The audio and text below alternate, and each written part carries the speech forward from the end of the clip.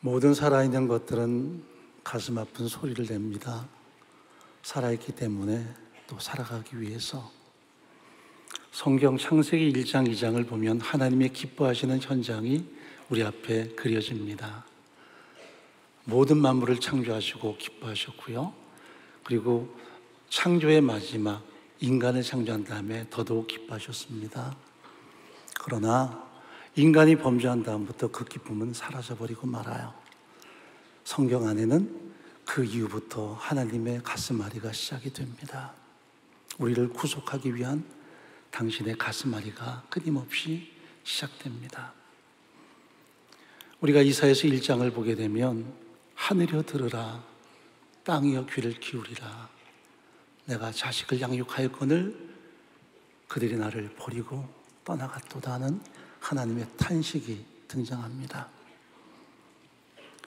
예수께서도 이 땅에 오셔서 많이 우셨습니다. 도무지 듣지 못하는 세상, 돌이키지 않은 세상, 여전히 죄 가운데 있는 세상을 향해서 그분이 우셨습니다. 신약에는 그분의 가슴앓이가 끊임없이 우리 앞에 울려 퍼지고 있어요.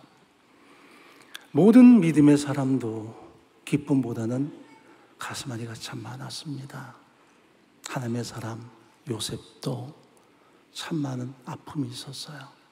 형제들에게 시기를 당해서 팔려갈 때 울면서 영문을 모르고 살려달라 애원할 때 그는 사정없이 마른 우물에 던져졌고 급기야는 이집트의 노예로 팔려갑니다. 그 많은 시간들을 그는 눈물로 지새웠을 것입니다. 그러나 그 눈물이 하나님의 때가 되매 상처가 별이 되게 하시는 위대한 역사가 나타났습니다. 자기 가족을 구원하고 자기 민족을 구원하고 모든 이방을 구원하는 위대한 구원의 역사가 나타났죠. 바울의 가슴에도 많은 눈물이 있었습니다. 도무지 믿지 않는 자기 동족을 향한, 그리고 여전히 복음을 증거할 때마다 강하게 압박하는 세상을 향한 가슴앓이가 있었습니다. 오늘 우리에게도 그런 아픈 가슴이 있습니다. 세상을 가슴에 담고 믿지 않는 수많은 영혼을 가슴에 담고 여전히 변화되지 않는 세상을 향해서 우리의 가슴앓이가 있습니다. 그래서 기도는 우리의 아픈 가슴앓이를 하나님께 올려드리는 현장일 것입니다. 여러분의 모든 아픈 가슴들, 눈물로 드리는 모든 기도들이 이 시간 하나님께 상달되고 하나님의 역사하심으로 가득 채우시기를 간절히 바랍니다. 가시고기라고 하는 독특한 물고기가 있어요. 암컷이 알을 낳을 때 수컷의 입에다가 알을 놔줍니다. 수컷은 그 알을 입에 머금고 계속해서 뻐끔거리며 산소를 공급해 주죠. 그리고 드디어 그 알이 부화가 될 때까지 이 애비는 아무것도 먹지 못한 채 그냥 입만 뻐끔뻐끔 하면서 시간을 기다립니다. 드디어 오랜 시간 지나서 새끼가 부화가 돼요. 아무것도 먹지 못한 그 수컷 애비는 새끼들이 부화되자마자 죽게 됩니다. 알에서 부화된 그 새끼들은 죽어버린 그 아비의 살을 뜯어먹고 성장을 해요. 가장 아름다운 것들은 생명을 뜯어먹고 성장합니다. 오늘 우리의 구원도 예수의 생명을 파먹고 주어진 것입니다. 좀 섬뜩할지 모르지만 사실 그런 깊은 의미가 있습니다. 사랑하는 자녀들은 부모의 생명을 파먹고 성장합니다. 13년 전에 오 목사님께서 저희 공동체에 오셨습니다. 수술 받으시고 참 많이 힘들고 어려우실 때 사실 저희 공동체가 그분의 공식적인 마지막 방문지였습니다. 그 다음부터 그분은 바깥에 나가질 못하셨어요. 오셔서 말씀 전해주시고 그리고 함께 식사할 때 제게 이렇게 말씀했습니다. 박 목사, 왜 그렇게 야위었냐? 그때 제가 좀 많이 안 좋았습니다. 목사님, 제자 훈련하는 목사가 어떻게 살이 찔 틈이 있습니까? 그랬더니 한켠으로는 맞다만, 그래, 목회는 목사의 생명을 파먹는 거야. 나 봐라. 제자 훈련했더니 내 생명이 만큼 파먹고 사랑의 교회가 존재하는 거다. 네 말이 일부는 맞고 또 마음이 아프다 그랬습니다. 오늘 와서 뵈니 이 사랑의 공동체, 참 많은 동역자들의 눈물과 희생 가운데 세워졌고, 또 우리 오정인 목사님의 생명도 많이 파먹었다 싶은 그런 생각이 듭니다. 그렇습니다. 아픔도 있고 눈물도 있지만 그 속에는 하나님의 위대한 생명력이 있다는 것을 성경은 분명히 말씀하세요. 유명한 교육학자 에릭슨은 인간의 정체성이 형성되는 두 가지 요인을 우리 앞에 설명합니다. 우리의 아이덴티티가 어떻게 형성이 되느냐. 첫 번째는 어릴 때부터 경험했던 것, 평가받았던 것으로 축적된 자아상이 있습니다. 어릴 때부터 내가 어떤 경험을 했는가, 어떤 말을 들었는가로 자아상이 형성이 됩니다.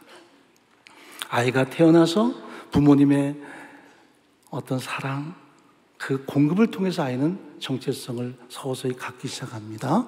그리고 성장하면 타인으로부터 계속해서 공급되는 그런 다양한 평가와 또 다양한 말에 의해서 이 사람의 정체성이 또 성장이 되죠. 신앙도 비슷한 면이 있습니다. 하나님께서 우리에게 말씀하기를 너는 내 사랑하는 자녀야. 더 이상 죄인이 아니라 십자가를 관통하는 우리에게 너는 내 사랑하는 자녀야. 이것이 우리에게 들려올 때마다 우리의 전혀 새로운 정체성이 형성되기 시작해요. 난 죄인인데 십자가를 믿는 나에게 하나님은 당신의 자녀라 말씀하시는구나. 나를 존귀하게 말씀하시는구나. 그게 우리를 살게 하는 가장 중요한 원동력이 되기도 해요. 그래서 때로는 세상에서 참 좋지 못한 소리를 들어도 그것 때문에 우리가 기죽지 않고 낙심하지 않고 하나님의 사람답게 살려고 시도하는 거룩한 몸부림이 있고 거룩한 열정이 우리 안에 주어지는 거예요. 우리 안에 그런 새로운 정체성이 존재합니다. 우리 안에 성령이 찾아오셔서 내게 베푸신 새로운 정체성, 하나님의 존귀한 자녀라는 이 놀라운 확신을 부여할 때마다 비록 현실이 힘들고 어렵고 세상에서 끊임없이 손가락질 받아도 우리는 분명히 살만한 이유가 있고 살아갈 수 있는 힘을 공부할 수 있는 거죠. 저는 태어날 때부터 우리 어머니의 눈물을 참 많이 봤습니다. 참 많이 봤습니다. 제가 뭔가 생각을 할 때부터 제 가슴 속에 느껴지는 것은 어머니의 눈물밖에 없었어요. 제가 태어나고 우리 어머니는 폐병 환자였습니다. 아버지가 먼저 폐병 환자였고 그 병이 어머니에게 옮았고 그 병은 제게 옮아왔습니다. 제 위에 누님은 5살에 세상을 떠났고요. 형은 2살 때 죽었습니다. 어머니에게 들은 소리는 내가 너를 지웠어야 되는데 시기를 놓쳐서 못 지웠다. 너는 기부하게 태어났구나. 어릴 때부터 참 잔병치레 많이 했습니다. 제가 태어나고 난 다음에 완전히 가정이 기울어서 끊임없는 갈등만 저는 경험해 봤습니다. 얼마나 많은 갈등이 있었는지 제 기억 속에 행복한 시간은 거의 없게 느껴졌습니다. 어머니 눈물을 받고 충돌을 받고 갈등을 받습니다. 근데 제가 한 4살, 5살 될 때부터 어머니가 푸념하는 소리를 듣게 됩니다. 네가 아니었으면 내가 안 살 텐데, 네가 아니었으면 내가 그냥 끝낼 텐데 하는. 저는 어머니를 너무 사랑합니다. 그래서 저는 어머니 위해서 죽을 수도 있을 것 같았습니다. 그 소리가 제 귀에 들려오면서 갑자기 든 생각이 뭐냐 하면 내가 없어지면 엄마는 행복하겠구나 하는 생각이 들었어요. 그렇게 모진 마음을 먹다가 6살 때 드디어 처음으로 자살을 기도해 봤습니다. 엄마를 너무 좋아했으니까, 내가 없으면 엄마가 살 것 같으니까 영화를 많이 봤나요? 의자를 올려놓고 대들보에다가 줄을 묶었습니다. 제목을 여러 번 칭칭 감았습니다. 실패하면 안 되니까. 그리고 의자를 걷어차 버렸습니다. 정말 죽을 것 같았습니다. 어린 나이지만 이렇게 죽는 거구나. 숨이 꽉 막혔습니다. 저도 모르게 몸부림을 쳤던 모양입니다. 근데 묘하게 줄이 조금씩 늘어지기 시작했습니다. 조금 더 늘어지고 조금 더 늘어지고 나중에 숨이 막혀 죽겠는데 발가락 끝이 방바닥에 닿았습니다. 그때부터 살고 싶었습니다. 계속해서 뛰었습니다. 그냥 주저앉으면 죽을 것 같아서.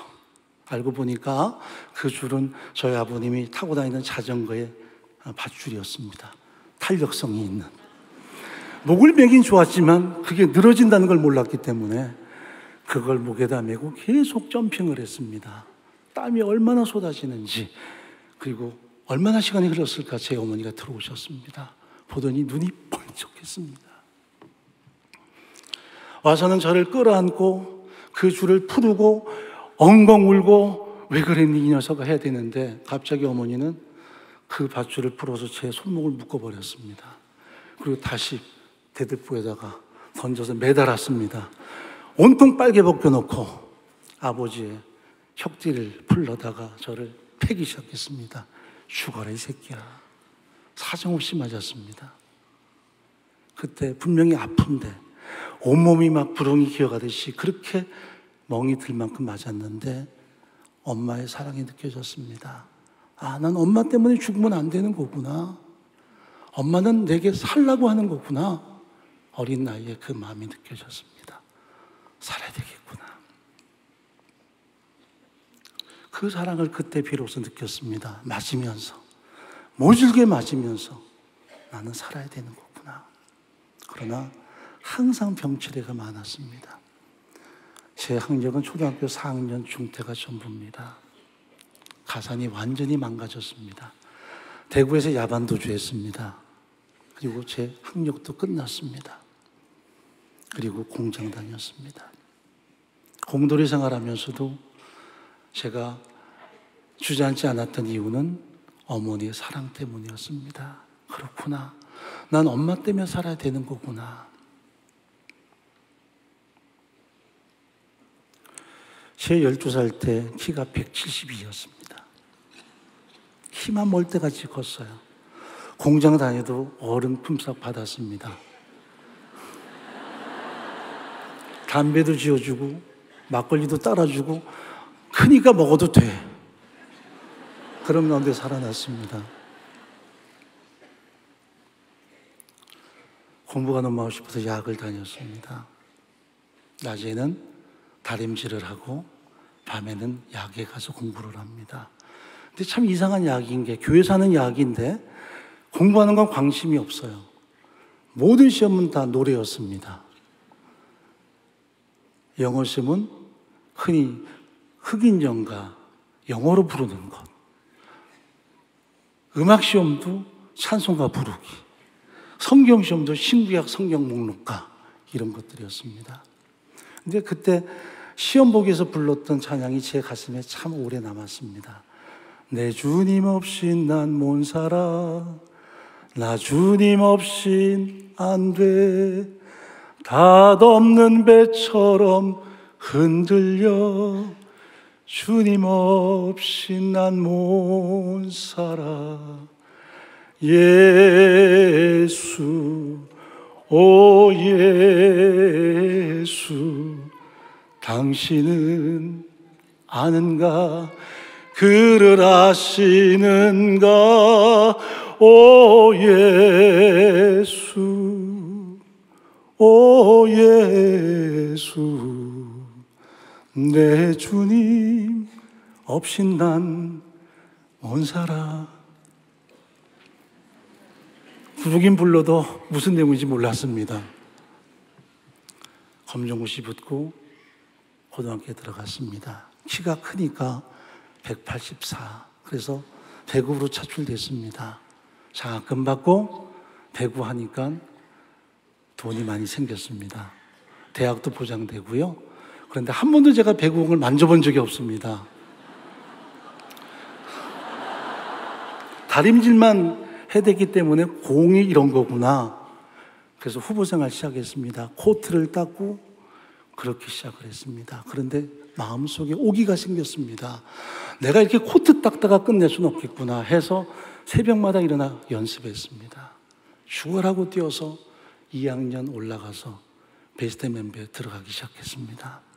그런데 웬걸요? 갑자기 훌럭하는데 피가 펑 튀어나왔습니다. 그 모습을 코치님이 봤어요.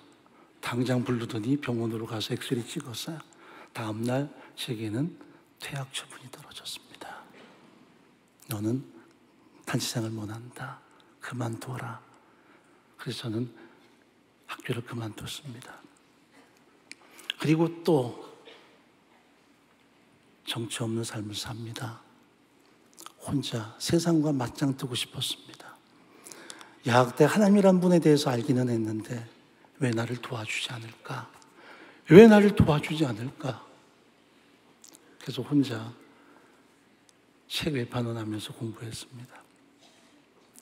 대검 붙고 입시를 준비하는데 또 피가 터져 나왔습니다.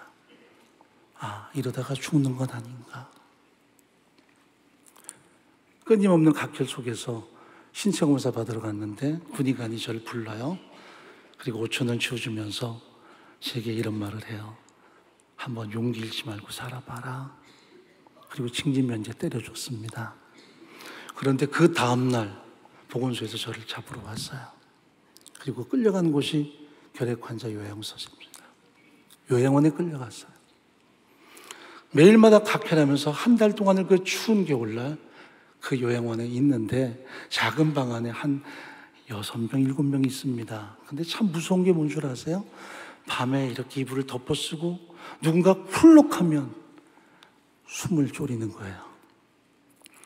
멀쩡하게 오늘 밤에 밥 먹고 잠들었는데 훌럭하면 좀 있다가 끄 하면서 소리가 사라져요.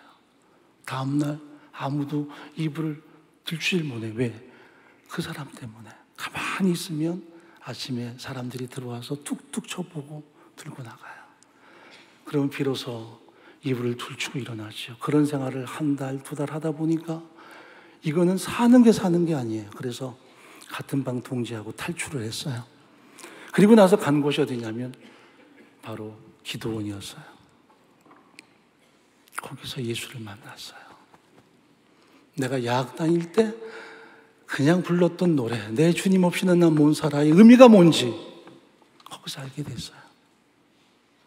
거기서 나를 사랑하는 분이 하나님이시고 나를 그분이 그렇게도 불렀다는 것을 비로소 느꼈어요. 그래서 깨닫고 이제 신학교를 들어가죠. 그 당시에 신학교, 그냥 지방신학교, 무인가 신학교였습니다. 왜? 신체검사 받지 않는 곳을 가야 되니까요. 그리고 다녔어요. 다행히 한 여자도 만나서 결혼도 하고 종교생활도 하고 그리고 교회를 개척해야 되는데 제 안에 예수를 만나면서 있었던 성령의 역동성이 있었어요. 그래서 나는 이렇게 하나님이 사용하시려나 보다 해서 저에게 제일 적합한 곳이 어딜까 찾기 시작한 것이 바로 인천, 지금 미추홀구 하객동이었어요. 제 선배 소개를 받아서 가봤는데 교도소가 이렇게 있고요. 그 담장 옆에 판잣집이 쫙 깔려 있었어요. 그리고 공동병소 사용하는 곳, 지금도 물론 공동병소가 좀 색다르게 남아 있어요. 그리고 율락가가 있는 곳, 실퍽한 그 땅이 제게는 마음에 와 닿았어요. 꼭 내게 적합한 장소 같았어요. 그래서 거기에다가 천막을 준비해서 드디어 86년 1월에 목회를 시작했어요. 일주일간 금식하면서 하나님이 많은 사람을 보내주기를 기도했죠. 금식하면서 드디어 첫 번째 주일 하나님이 많은 사람 보내주겠다는 확신이 있어서 10시부터 가서 기도하고 11시 한 40분이 됐는데 아내가 갑자기 뛰쳐들어오더니 여보 빨리 나와봐요 그래요. 나갔더니 그 판자촌 골목마다 한복 입은 사람들이 쫙 몰려오는 거예요. 이게 환상이 아니라 실제였어요. 역시 하나님은 정확하시구나. 빈틈이 없구나. 오늘 하나님이 나를 도우셔서 저들에게 설교하면서 듣고 우리 교회 성도가 되겠지 하고 다시 강대산 밑에 앉아서 기도하고 일어섰더니 11시에 아무도 없었어요. 저희 가족들 이외에 다 어디로 가는 사람들일까요? 그 동네에 감리교가 예배당을 그날 입당하는 날이었어요. 그 예배당은 새로운 건물로 들어가는 날, 저희는 천막에서 예배를 처음 시작하는 날이에요. 그렇게 교회가 시작이 됐어요. 굶기를 발먹게 됐어요. 먹는 날보다 굶는 날이 많았어요. 매일마다 전도하지만 사람은 오지 않고 참 많이 힘들었어요. 그런데도 힘든 줄 몰랐어요. 왜? 내게 적합하다 생각했어요. 전 배우지 못했죠. 가진 거 없었죠. 은혜로 살아남았죠. 그러니 고통을 당해도 이건 내게 넉넉하다 생각했어요. 매일마다 아침씩 나가서 문을 두드리고 전도하지만 돌아오는 것은 설거지물 뿌리거나 소금 뿌리거나 욕밖에는 없었어요. 그렇게 2년 동안을 한 달에 한 번씩 구두가 달아없을 만큼 전도했죠. 그리고 30여 명이 모였어요. 근데 그 교회 수준에 딱 맞는 성도가 모였어요. 이분들은 부부싸움을 해도 칼싸움을 해요. 부부싸움을 하면 꼭 가스등을 틀어놔요. 그러니까 동네 사람이 다 뛰쳐서 교회로 와요. 빨리 목사 나오라고, 저들 좀 말려달라고. 가서 보면 우리 교인들이라 그 집 앞에 모든 동네 사람이 다 모여 있어요. 가스등 터지면 그 동네가 다 타니까요. 그러면 아내는 뛰어들어가서 말리고 저는 바깥에서 기도하죠. 아내가 저보다 용기가 더 좋았어요. 그렇게 말려놓으면 그날 밤에 남자분이 칼 들고 저희 방으로 와요. 방바닥에 칼을 꽂아놓고 밤새도록 왜 죽을 누가 살렸느냐. 그게 우리의 일상이었어요. 이게 사는 게 아닌데 그때는 그게 당연하게 여겼어요. 내게 족하다. 이 성도들이 내게 족하다. 내 수준이 이거밖에 안 되니 우리 성도도 이렇게 사는 거구나. 그게 제 마음의 아픔이었어요. 목사는 굶는데 성도들은 목사 이름으로 동네 살집에서 외상사를 가져가요. 쌀가게 주인이 저희 집에 찾아와요. 외상쌀 값 내놓으라고. 우리는 한 번도 외상 먹은 적이 없어요. 우리 교인들이 다 제 이름으로 달고 간 거예요. 내가 책임질 수 없다 말 못하니 다 빚 얻어서 갚았어요. 목사는 굶어도 그들은 먹었어요. 그렇게 2년 지났는데 30여 명 모였어요. 이제 너무 힘들어서 못 하겠어요. 배고파서 못 하겠어요. 정말 이들이 하나님의 사람들입니까? 물론 제 탓이긴 하지만 너무 변화되는 그들, 너무나 갈등 많은 그들 때문에 목회 자체가 절망적이었어요. 자식 때문에 못 하겠더라고요. 저는 굶어도 되는데 자식이 굶으니까. 제 딸이 2살 되었습니다. 엄마 저지 안 나와요. 그래서 돈이 생기면 이유식을 사다 놓고 아이를 먹이는데 어느 날 신방 갔다 저녁에 돌아왔더니 애가 빽빽 울어요. 그래서 저 선반에 올려놓았던 이유식 통을 내렸더니 바닥이 보여요. 이게 웬일인가? 분명히 아침에 나갈 때 반 이상 있었는데 알고 보니까 제 아들 녀석이 동네 친구 다 끌고 와서 신방 와서 다 퍼먹어 버린 거예요. 얼마나 화가 났든지 그날 밤에 제가 아이를 깨웠어요. 자는 아이를. 그놈도 배가 고플 텐데 이거 다 어디 갔냐 그랬더니 자기 안 먹었대요. 맞을까 봐 잠깨 일어나가지고 나 안 먹었다 그래요. 거짓말 한다고. 그게 더 나쁘다고 벽에 올려놓고는 사정없이 때렸어요. 사정없이. 그거는 거짓말하는 그놈에 대한 아비의 징계가 아니라 제 서름에 대한 분노였어요. 그렇게 목회가 계속됐어요. 나중에 제 아이가 커서 군대 가는데 전날 밤에 모여가지고 얘기 좀 했습니다. 우리 지금까지 지나온 모든 얘기 좀 해보자. 혹시 아비가 잘못한 게 있으면 용서해다오. 그 말을 하는 게 아니었어요.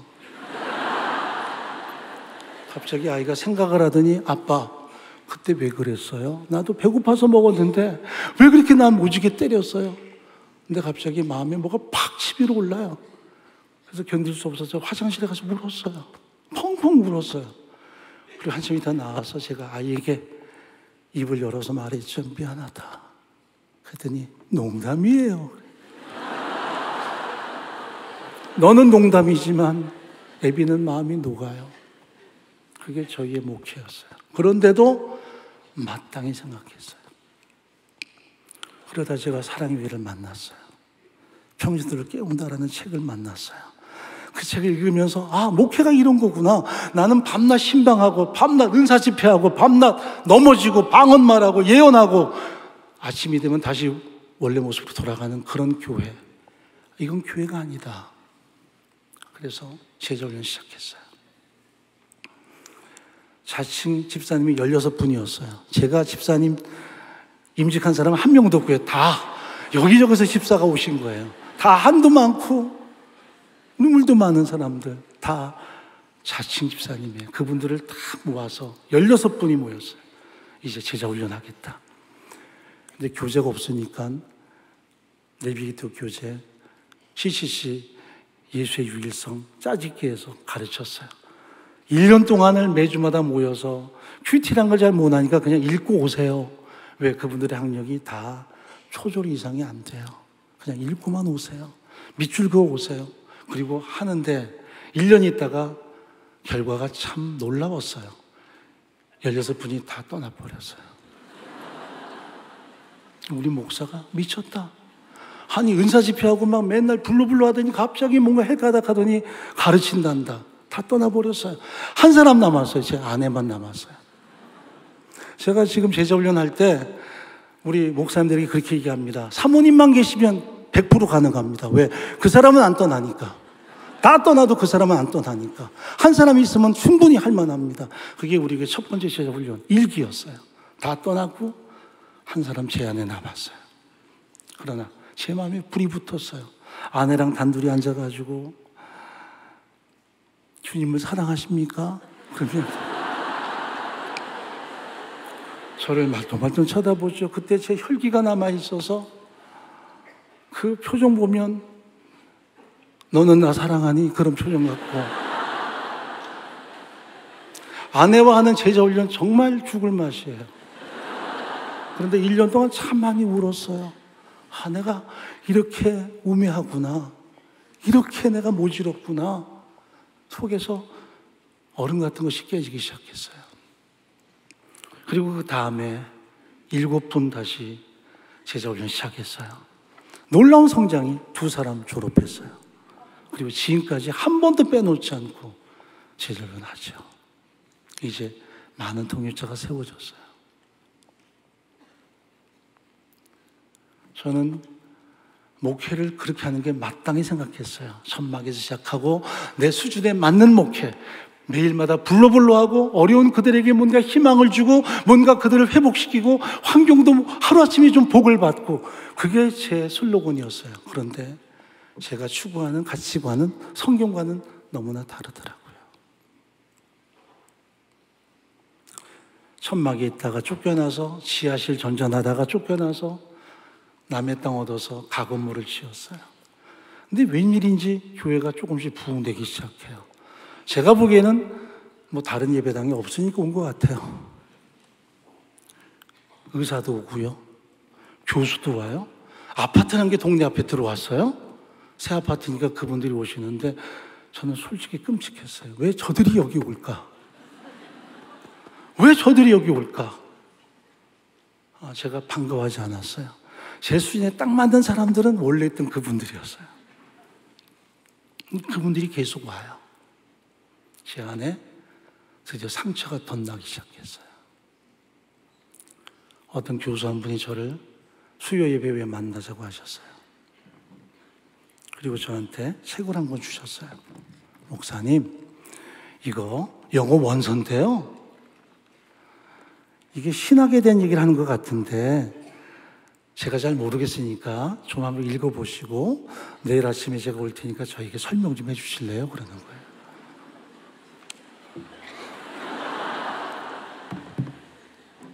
밤새도록 사전 갖다 놓고 단어를 찾아서 읽어봤어요. 그랬더니 참 감사하게도 2분법, 3분법 이거예요. 우리 영혼이 과연 영육이냐, 영혼육이냐 그런 내용이기 때문에 조금 알 것 같아요. 다음날 설명을 해드렸죠. 근데 그분이 끄덕끄덕 하면서 자기는 이미 알고 있대요. 근데 왜 나한테 물어봤어요? 그랬더니 목사님 공부 좀 하세요. 이게 충격이었어요. 근데 그분이 내 선생이었어요. 그때부터 다시 공부하기 시작했어요. 전 무식한 목사니까. 신학기란 신학교는 계속 다니기 시작했어요. 그 후로 15년 동안. 한 해도 빠지지 않고. 지금 생각하면 참 많이 부끄럽고 힘들었던 시간이지만 제 안에 열등감이 아닌 새로운 도전의식이 형성됐어요. 92년, 제게는 정말 소중한 시간이에요. 저희 동역자 한 분이 목사가 돼서 성서지리는 갔다 와야죠 하고 저를 등 떠밀어서 성서지리 연구 보내줬어요. 할 수 없이 돈을 다 내놨기 때문에 아내와 등 떠밀려 갔죠. 가는데 전국에서 모인 어르신들 팀이었어요. 제가 제일 젊고 저만 목사예요. 공항에서 만났더니 어르신들이 굉장히 싫어하세요. 목사야 그리고. 그래서 제가 어르신들이니까 권사님 장로님이니까 어머님처럼 섬기기로 했어요. 그래서 사진 찍어드리고 비디오 찍어드리고 그렇게 섬기면서 아슬아슬하게 줄타기하고 가는데 드디어 카이로에서 10시간 버스 타고 신화산에 도착해서 새벽 2시에 신화산 정상에 올라가야 되는데 다 낙타를 타고 가시는데 그분들 태워놓고 하니까 내가 탈 낙타가 없어요. 전 걸어 따라갔어요. 마지막 고지가 800계단이 남아있는데 가보니까 다 미리 올라가시고 한 분의 할머니가 울고 계셨어요. 경주에서 오신 권사님이었는데 아이고 하세요. 권사님 왜 여기 계세요? 그랬더니 두고 갔대요. 갔다가 내려올 때까지 기다리라고. 이분 모습으로는 못 올라갈 것 같아요. 저도 그래서 빨리 다녀올게 하고 올라갔는데 갑자기 이분이 나도 가고 싶어 그래요. 그래서 제가 그분을 업고 올라갔어요. 다행히 새틀같이 가벼우신 분이라 업었는데 그냥 갈수록 무거워졌어요. 수십 번을 쉬면서 800계단을 올라서 신해산 정상에 올라갔을 때 해는 충천에 뜨고 이미 가신 분은 컵라면 다 먹고 내려오고 있었어요. 그분을 내려놓고 그 모세가 기도했다는 그 바위 위에 올라가서 기도했어요. 짧은 시간이지만 기도했어요. 제 안에 얼마나 많은 열등감이 있는지, 어릴 때부터 형성된 그 잘못된 자아가 있었는지. 그런데 거기서 이건 저만의 경험이지만 제 안에 이런 음성이 들려왔어요. 내가 너를 사랑해서 모든 구약의 인물들을 동원해서 너를 구원하고자 모든 예표를 드러냈고 마지막에 내 아들 예수까지 너 위해서 아낌없이 했는데 왔다. 너는 이런 존재야. 너는 이런 존재야. 너는 존귀한 존재야. 그때 제 가슴 속에 왔던 그 감동은 지금도 잊지를 못해요. 제가 이렇게 너무너무 추운 1월달이기 때문에 끌어안고 저를 기도하는데 이렇게 저를 아는 이 팔이 제 팔이 아닌 주님의 팔처럼 느껴졌어요. 얼마나 따뜻한지, 얼마나 감동적인지, 내가 초라하지 않구나, 내가 이렇게 존귀하구나. 나는 어릴 때부터 아무것도 아닌 것처럼 살아왔는데 나는 정말 하나님이 존귀한 사람이구나, 예수 때문에 존귀한 사람이구나 하는 확신이 형성됐어요. 그리고 내려오는데 얼마나 마음이 기쁜지요. 그때 저희 동지들 생각이 났어요. 참 못 배우고 못 가진 우리 교회 성도들, 그저 보증금 30만 원에 2, 3만 원짜리 판자촌에 사는 그들, 내가 가진 이 새로운 감동을 그들과 함께 나눌 수는 없을까? 하나님 한번 도와주십시오. 그런데 1년 후에 1월 9일 날 그 정상에 같이 섰어요. 28명이 섰어요. 거기서 같이 울고 같이 감격하고, 지금 세계를 다니면서 중국 분들을 보잖아요. 막 시끄럽고 막 매너 없고. 근데 저는 하나도 그분들이 좀 마음에 부담 가지 않아요. 옛날에 우리가 그랬거든요. 잼이란 잼은 다 모아서 냉동고에 넣고 1년을 먹었다는 둥. 호텔 버터는 다 집어다가 다 냉동고에 넣어놓고 1년 동안 발라 먹었다는 둥. 그게 우리 팀이에요. 왜냐하면 못 배우고 못 가지고 못 누렸으니까. 그러나 그런 과정을 겪으면서 당신은 존귀합니다. 모든 우주가 당신 때문에 존재했고 심지어 예수 그리스도까지도 당신이 존재했습니다. 그들을 설득하고 그들을 회복하고, 그게 우리 동역자들의 현주소거든요. 참 제가 성서질이 많이 갔어요. 2년 전에 이스라엘 들어갔더니 국경에서 그러더라고요. 너 여기 몇 번인 줄 아니? 축하한다고, congratulation. 100번 그래요. 제가 100번을 갔어요. 2년 전이에요. 100팀이 가는 거예요. 순전히 저희 동역자들을 모시고 갔어요. 좀 이상한 교회죠. 가지지 못하고 배우지 못했어도 그들이 전 우주라는 것, 하나님의 가슴 속에 있는 가장 소중한 존재라는 것, 그들의 자존심이 회복되고 그들의 삶의 가치가 회복되는 현장을 저는 참 많이 느껴요. 여러분, 오늘 본문을 보면 요시아 때에 스바냐를 통해서 주시는 하나님의 예언이에요. 히스기야라는 걸출한 임금이 있었죠. 아시리아의 수십만의 대군들을 오직 기도 하나 가지고 물리쳤던 믿음의 용사였어요. 자신이 죽을 병 걸렸지만 하나님께 눈물로 기도할 때 그의 생명이 15년 더해졌지요. 그런 믿음의 사람이었어요. 그런데 그의 아들 므낫세 때에는 신앙이 완전히 주저앉아서 철저하게 하나님을 떠나고 우상 숭배하는 다음 세대로 서버리고 말아요. 그리고 계속해서 이 몰락한 신앙은 회복되질 않지요. 이제 요시아 때에 하나님의 말씀을 통해서 개혁을 추구하고 회복을 추구하지만 그것도 잠시였어요. 그는 왠지 자기의 어떤 욕망 때문인지 무기토를 공격하다가, 하나님은 그 전쟁을 하지 말라고 했는데 국토를 회복하고자 하는 그 열망 때문에 그 전쟁에 나갔다가 그는 졸지에 죽음을 당하고 말아요. 이제 유다는 점점점 걷잡을 수 없는 소용돌이 속에 빠져들기 시작했어요. 1차는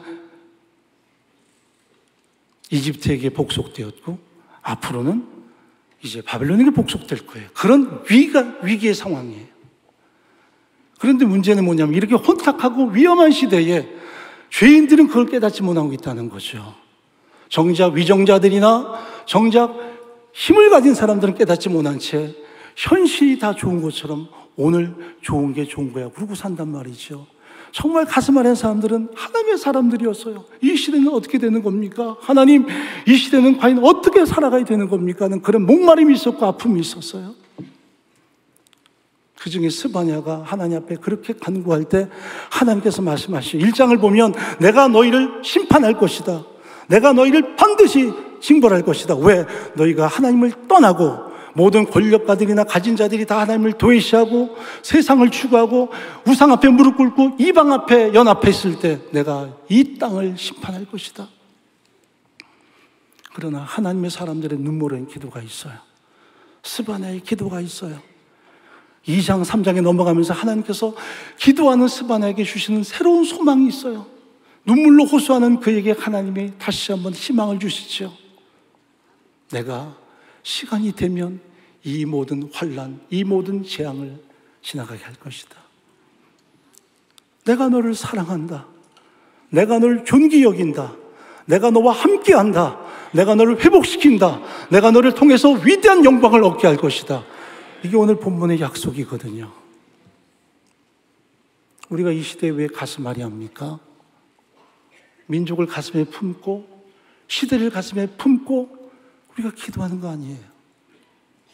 많은 눈물이 있고 많은 고통이 있지만 우리의 모든 기도와 간구를 통해 이루시는 위대한 하나님의 역사가 있기에, 하나님의 반전이 있기에 우리가 지금 이 새벽부터 하나님께 나와서 간구하는 거 아니겠습니까? 오늘 본문이 말씀합니다.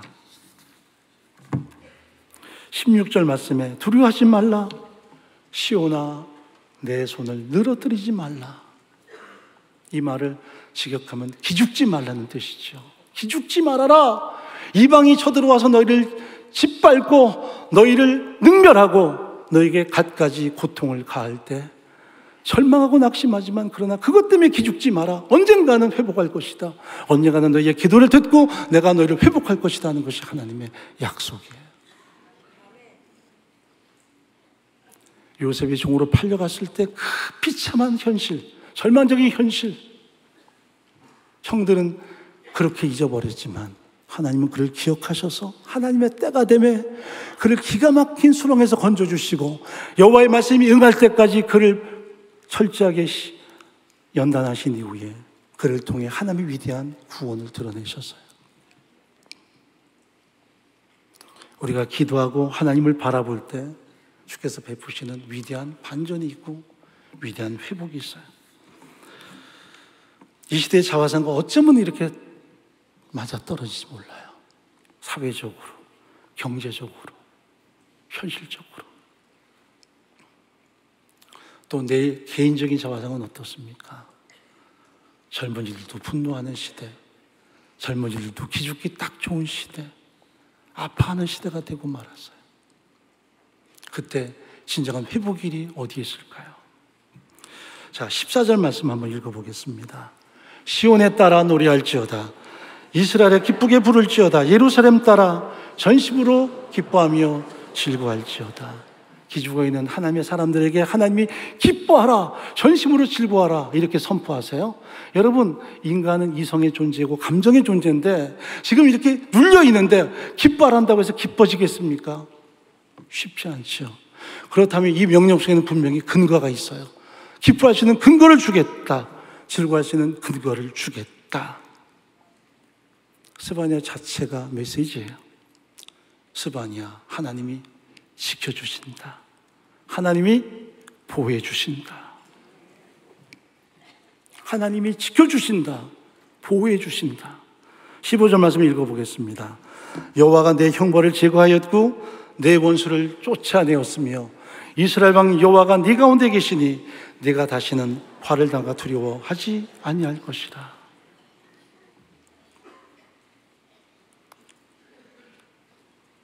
탁월했던 요시야도 허망하게 죽었어요. 스바냐와 믿음의 사람들은 이렇게 개혁을 추구했던 왕조차도 자신의 욕망을 추구하고자 몰락해버렸는데 하나님, 이 민족은 앞으로 어떻게 가는 겁니까? 하나님이 말씀하세요. 이스라엘의 왕은 하나님 자신이시다. 이 나라의 통치자가 누구십니까? 하나님 자신이십니다. 하나님이 너와 함께한다. 너를 지켜주신다. 그러므로 16절이 말씀합니다. 네 손을 늘어뜨리지 말라. 위축되지 마라. 기죽지 마라. 그리고 17절이 우리에게 선포하는 내용이죠. 다 같이 읽어봅니다. 너희 하나님 여호와가 너희 가운데 계시니 그는 구원을 베푸실 전능자이시라. 그가 너로 말미암아 기쁨을 이기지 못하시며 너를 잠잠히 사랑하시며 너로 말미암아 즐거이 부르며 기뻐하시리라 하리라. 낙심될 때, 좌절할 때, 절망할 때 하나님이 나와 함께 하신다. 나를 통해 기쁨을 이기지 못하여 하신다. 나를 진정으로 사랑하신다. 하나님의 선언이에요. 무엇 때문에 위축됩니까? 무엇 때문에 절망합니까? 무엇 때문에 낙심합니까?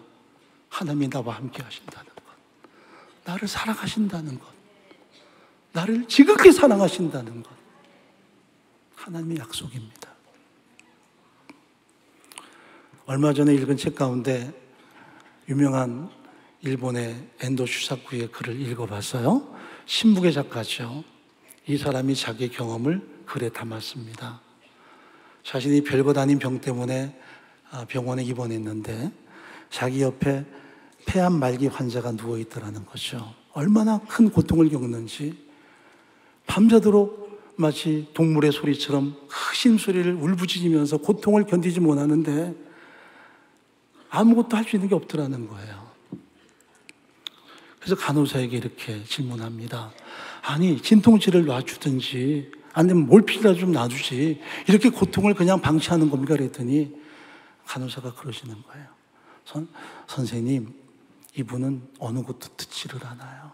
어느 것도 사용할 수가 없어요. 근데 그 다음에 자신의 눈에 목격된 것이 뭐냐면 간호사들이 서로 교체해 가면서 이 고통당하는 환자의 손을 꼭 잡아주더라는 거예요. 그러니까 또 물었어요. 아니 왜 약은 주지 않고 손을 잡아주는 겁니까? 글쎄요, 저희가 할 수 있는 방법이 그밖에 없어서요. 근데 이렇게 잡아드리면 그래도 조금 나아지는 것 같아서요. 그렇게 밤새도록 간호사들이 돌아가며 손을 꼭꼭 잡아주더라는 거예요. 자기가 경험했지만 기이한 거예요. 아니 그렇게 손을 잡아준다고 고통이 사라져? 근데 공교롭게도 1년 후에 자신이 큰 수술을 받고 입원을 합니다. 진통제가 안 들어요. 견딜 수 없어요. 신음을 지르고 그 밤을 지나가는데 갑자기 간호사들이 와서 자기 손을 잡아주더라는 거예요. 그런데 고통이 조금은 가라앉더라는 거예요. 사라지더라는 거예요. 아, 이거였구나. 사람이 잡아주는 손도 위로가 있고 치유가 있어요. 우리 온 목사님께서 저한테 주신 말씀이 뭔 줄 아세요? 제가 워낙 은둔형이라 저는 교회밖에 안 나가거든요. 그랬더니 이렇게 말씀하셨어요. 너는 네 교회나 지켜라. 넌 나대리지 말아라. 저를 너무 잘 아시니까요. 근데 제가 왜 사랑에게 왔을까요? 입이 마르는 거 느끼시죠? 저 굉장히 속으로 떨고 있거든요. 근데 이거 하나 때문에 왔어요. 여러분의 손을 잡아드리고 싶어서. 우리 오 목사님 손 잡아드리고 싶어서. 드러내놓고 말하지 않아도 이런 동역자들이 많이 있다는 걸 알려드리고 싶어서. 사람이 잡는 손도 치유의 힘이 있거늘 여러분을 안고 계시는 하나님이에요. 예배당 자체가 안고 있는 모습 아닙니까? 여러분을 안고 계세요. 하나님이 여러분을 품고 계세요. 무엇이 두렵겠어요? 어떤 절망도 어떤 탄식도 마침내 함께 하시는 하나님을 통해서 회복될 때가 있다는 걸 성경 분명히 말씀하세요. 마지막 한 절 읽어보겠습니다. 20절입니다. 내가 그때에 너희를 이끌고 그때에 너희를 모을지라. 내가 너희 목전에 너희 사로잡힘을 돌이킬 때에 너희에게 천한 만민 가운데서 명성과 칭찬을 얻게 하리라. 여호와의 말이니라. 누구의 말씀이에요? 여호와의 말이니라. 여호와의 말이니라. 한 사람이 200명에게 영향력을 줄 수 있대요. 그러니까 보통 사람이 200명이니까 좀 뭔가 탁월한 분들 훨씬 더 많은 사람에게 영향력을 줄 수 있겠죠. 여러분이 만약 열심히 복음 증거하는 공동체이기 때문에 5만 분이 200명에게 복음 전하면 1000만이 그 복음을 듣는 거예요. 여러분이 가을마다 대각선 전도하면서 열심히 복음 전하는데 사실은 1000만이 그 복음을 듣는 거예요. 대한민국의 5분의 1이 사랑의 교회를 통해서 복음을 듣거나 영향을 받아요. 하나님께서 그 모든 과정을 통해 지금까지 눈물도 있었고 탄식도 있었겠지만 하나님이 너를 사랑하신다. 진정으로 사랑하신다. 너를 통해 즐거이 부르며 기뻐하신다. 그리고 마침내 모든 대적을 물리치시고 열국으로 하여금 칭찬과 명성을 얻게 할 것이다. 하나님의 약속입니다. 오늘 여러분의 삶도 거룩한 공동체도 이런 하나님의 회복의 역사들이 풍성히 드러나서 매일마다 나는 존귀하다. 이유 없이 존귀하다. 그 존귀함 속에서 매 순간마다 승리하는 여러분 될 수 있기를 간절히 바랍니다. 하나님 아버지, 죄인인 나를 하나님의 자녀로 삼아 주셨습니다. 무가치한 나를 존귀하다 선포하셨습니다. 그 은혜, 그 사랑 통해서 어떤 상황 조건에도 낙심하지 않고 기죽지 않고 우리 안에 있는 그 존귀함을 회복하는 신앙 되게 도와주시옵소서. 사랑의 공동체가 행해야 될 위대한 역사가 있습니다. 그때까지 수많은 핍박과 수많은 모함과 시기가 있겠지만 요셉이 마침내 그 모든 고난의 터널을 통해서 민족을 향한 구원의 역사를 감당했듯이 그 위대한 역사를 감당해 나가는 거룩한 공동체 되게 도와주옵소서. 이곳에서 기도하는 모든 동역자들의 기도에 응답하시고 하나님 역사하여 주옵소서. 예수님의 이름으로 간절히 기도합나이다. 아멘.